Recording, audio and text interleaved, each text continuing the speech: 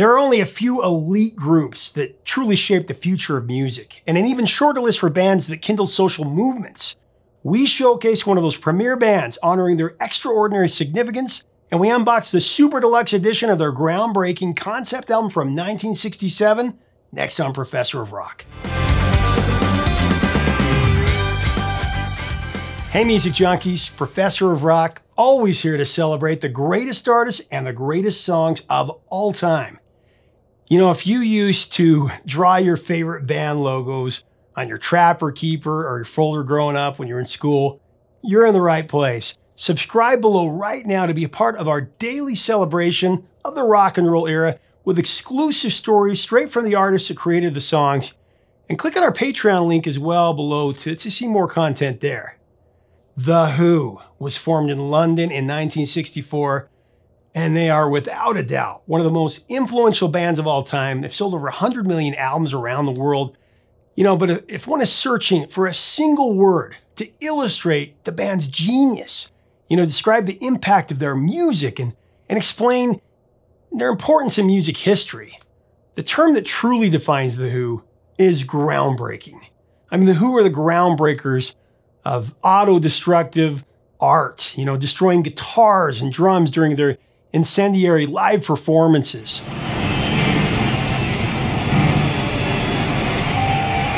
The band that created the first rock opera. The band that pushed the limits of sound, establishing records for being the loudest concert band and pioneering the development of the Marshall Stax PA system. The Who are the originators of improvisational musicianship that inspired the future of rock and roll showmanship.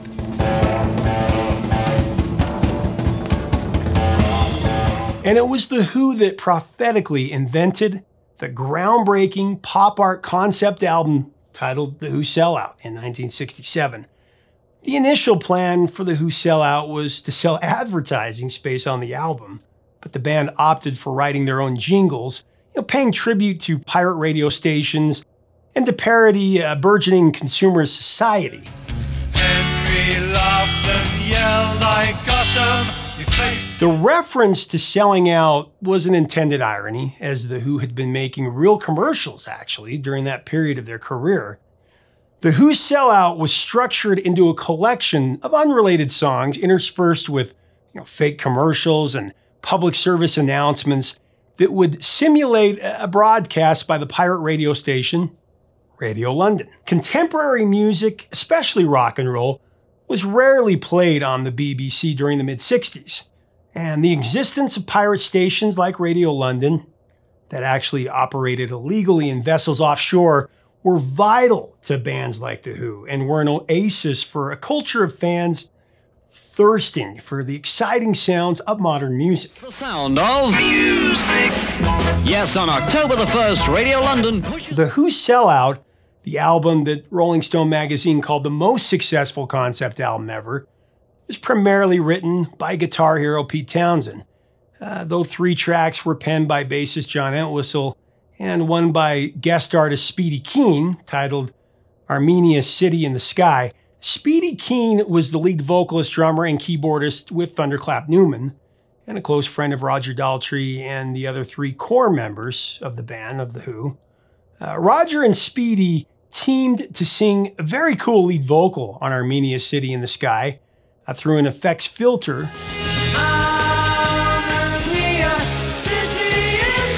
Speedy was a great songwriter, his most famous composition, of course, being the #1 UK smash, Something in the Air. This was while he was the frontman for Thunderclap Newman in 1969.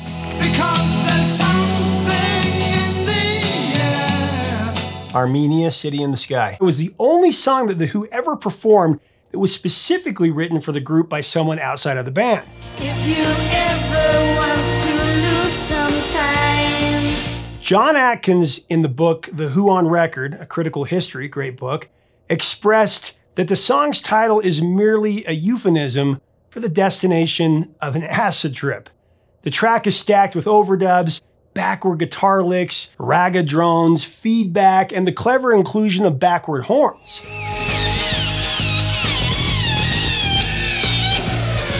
The Who's Sellout features one of the group's greatest hits, one of their finest singles, I Can See for Miles. I can see for miles and miles. Pete Townshend considered the song the best he's ever written. Townshend wrote this shortly after meeting his future wife, Karen. It was a reminder that even though he was on the road, he could still keep an eye on her from miles away. Well, here's a poke at you. You're gonna choke on it too. You're gonna lose that. The song was inspired by suspicion that would arise when Pete had to leave Karen to go on the road and was unable to know exactly what she was up to every second of the day. However, Townshend wrote the tune from the persona of a vindictive character who was trying to win back his love rather than about the feeling of missing someone's company while touring with his band. I can see for miles and miles. I can see for miles. That menacing perceptive was deftly portrayed in Roger Daltrey's intuitive vocal. So great. The vocal harmonies on I Can See for Miles are actually quite complex, making it very difficult for The Who to replicate it in their concerts, so they rarely performed it live during, the Keith Moon era.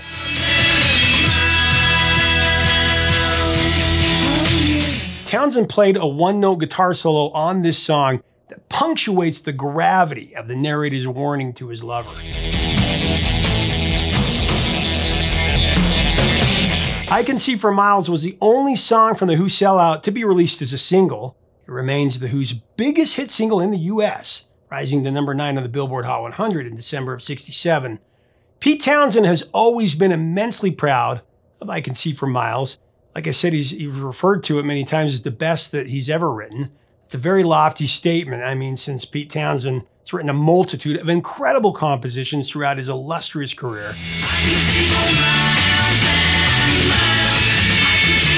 Interestingly, I Can See for Miles was the song that ignited a fire in Paul McCartney to create the Beatles' Helter Skelter.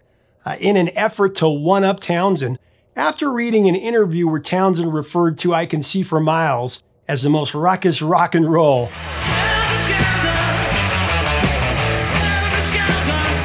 After reading Townshend's comment, Maher was determined to come up with a song that would rival The Who's classic. That's how it was in that illustrious time known as the 60s. Everyone, the Beatles, The Who, Dylan, the Stones, the Beach Boys, the Byrds, Motown, Hendrix, all these guys, they were all pushing each other to greater artistic heights. They would hear each other's songs and albums and would be inspired to try and top it. And it made for a very rich and exploratory time in popular music history. I've heard it all the time in the interviews I've done. It really drove them to greatness. The next track I want to highlight from The Who Sellout is I Can Reach You, the jangly mod ditty that Townshend wrote and performed lead vocals on. It was also one of the first songs that Townshend wrote on piano. I can't reach you. I strain my eyes. I can't reach. Pete happily recalled that the tune's refreshing simplicity was caused by his inability to play.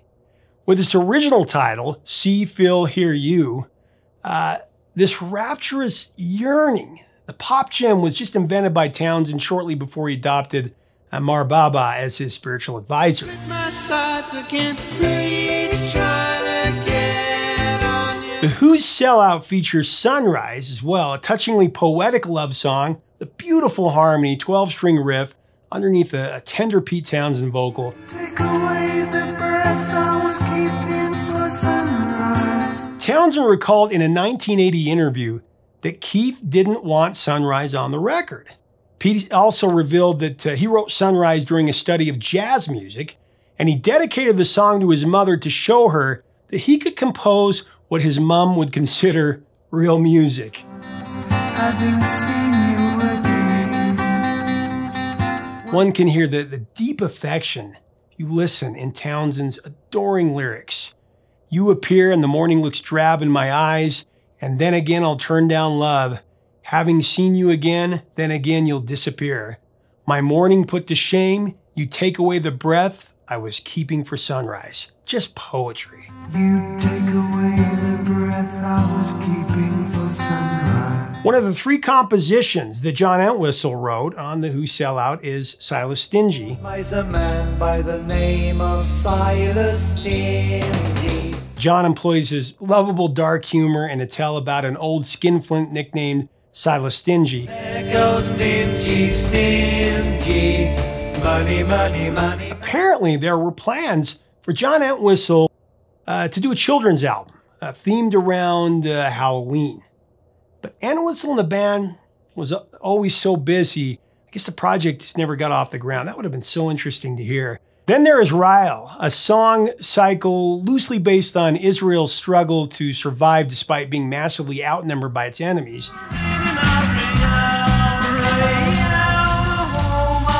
Ryle, short for Israel, got tossed aside, partly due to the demands of the Who's record company for faster delivery of more hit singles. Same old story. The only song that has surfaced from that 9-part project is Ryle, that appears as a nearly 6-minute track on the Who Sellout.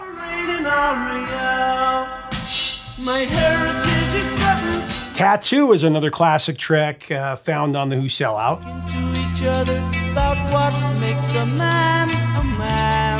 This rite of passage from Townshend is about his two brothers who got tattoos in an effort to become men.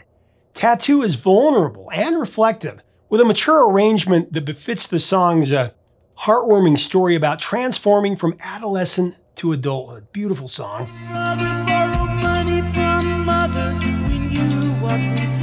Tattoo was first demoed in Las Vegas during a 3-day break from the Who's 1967 American tour. They're opening for Herman's Hermits.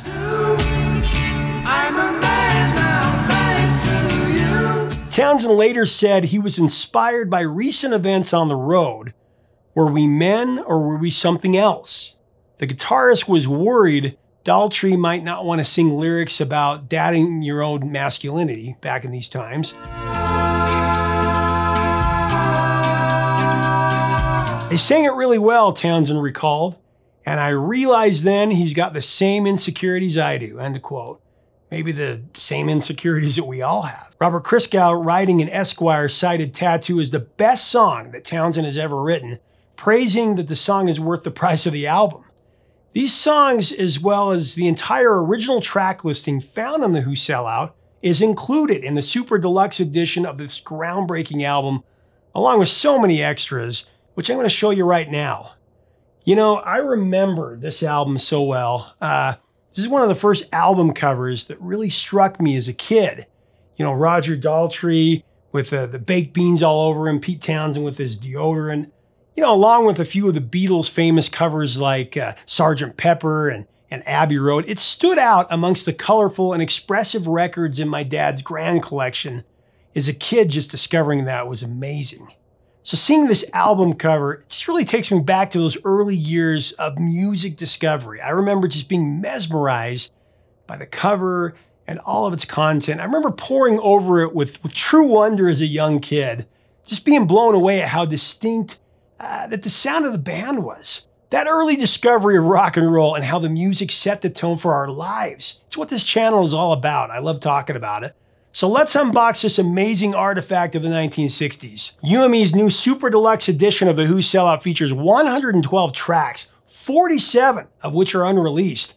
Also has an 80-page hardback full-color book, including rare period photos, memorabilia, track-by-track annotation, and new sleeve notes by Pete Townshend himself, with comments from the likes of Pete Drummond, a Radio London DJ, Richard Evans, a designer, and Roy Flynn, the Speakeasy Club manager. The package also includes 9 posters and inserts, including replicas of the 20x30 original Adrian George album poster, a gig poster from the City Hall, Newcastle, an 8-page program from the Who's October '67 show at the Seville Theatre, a flyer for Bath Pavilion concerts that included the Who, a crackback bumper sticker for Wonderful Radio London, Keith Moon Speakeasy Club membership card, that's really cool, and a 1968 Who fan club newsletter. The Super Deluxe edition really makes the whole experience of the Who's Sellout even more entertaining and wholly invigorating. It gives you an even greater connection to the classic album, expanding its depth and grandeur. If you own the original album, you're going to love how this presentation is loaded with nostalgia and priceless collectibles. Everyone involved in the creation of this package. They just did an incredible job of capturing the imagination of that glorious period in the 60s and a breakout time for one of the world's elite supergroups, like I said. It's always high quality excellence with UME and these releases. They do such an incredible job. The record sounds amazing with ultimate sonic precision. You feel like you're in the studio. You can get your copy of the link here and in the description. And if you are a true fan, you really owe it to yourself to own this quality album. It's not really a box set. It's a time machine into the music of our innocence. Leave us a comment about The Who and this beautiful concept album. What do you remember about this music? Tell us about the cover, the great songs like I Can See for Miles. We'd love to hear from you in the comments. If you like our content, we do invite you to subscribe below. To be a part of our music celebration, again, to get this box set, click on our link in the description. Look up our newest show on Patreon. We'd love to have you. Help us keep the music alive. Until next time, 3 chords and the truth, my friends. Stay safe.